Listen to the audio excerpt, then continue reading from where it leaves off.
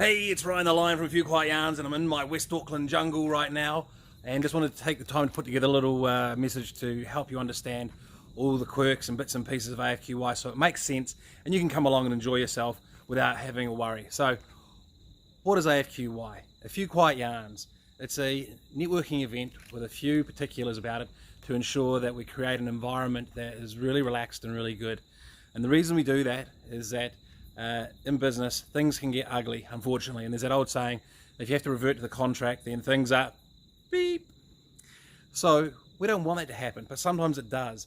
And often in my experience, it's when there are two organizations or two people that don't really know each other, don't understand each other's values, and therefore they say they're doing something that's a win-win purpose, but in actual fact it's a win purpose. And you know, things happen and they go wrong. So at AFQY, the idea of meet the person, not the suit, is that you can get to know me as Ryan, or whoever it is. You can get to know that I come from Dunedin, that I love rugby, that I used to do things like Olympic style wrestling. What else can I throw in there?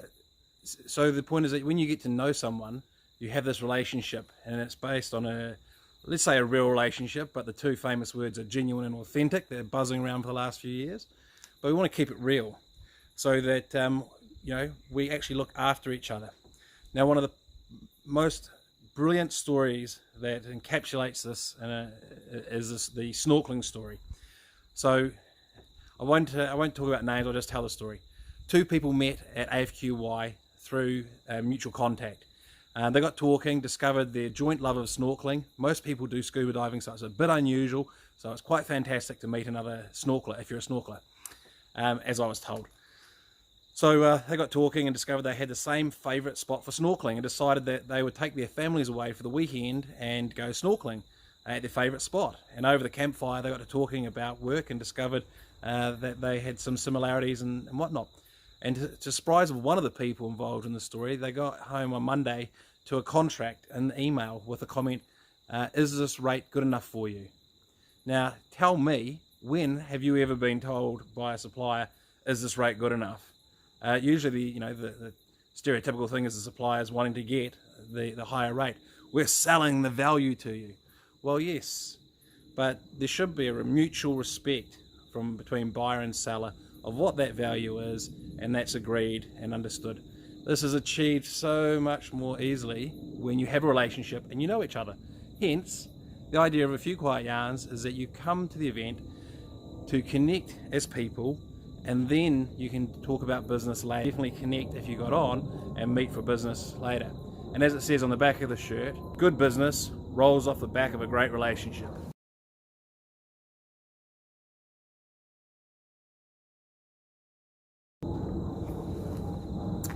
Now,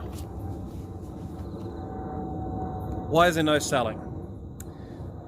Straight off the back of that, the no selling rule is put in place so that buyers essentially can come and share the room and be part of the community with the sellers and not have that feeling of what do they want out of me, and vice versa.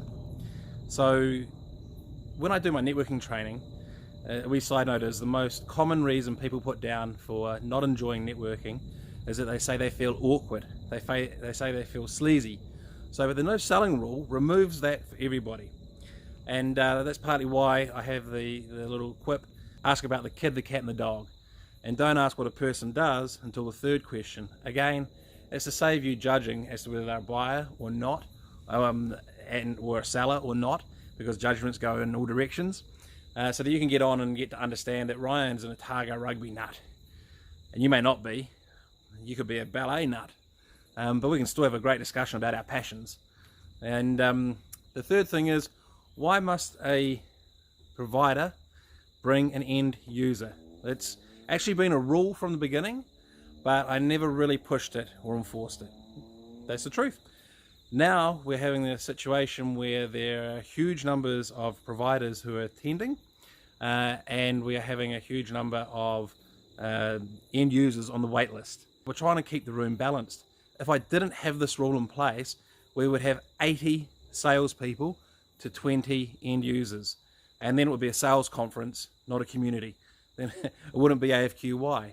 So I hope you can appreciate That AFQY is to help you to do business better by getting to know the person, so that good business can roll off the back of it. And that the reason we have providers bringing in users is so that we can keep that room balanced, because yeah, it is the job of the salespeople. I'm a salesperson myself, to go and find business and go networking. That is what it's there for. But we want to change human behavior in a little way that helps us do it in a much happier, much more successful, much more productive way. So if you see all of these people coming to AFQY, that's because they want to be part of that. And if you'd like to come to AFQY, then I hope you understand now what it's all about. Thank you.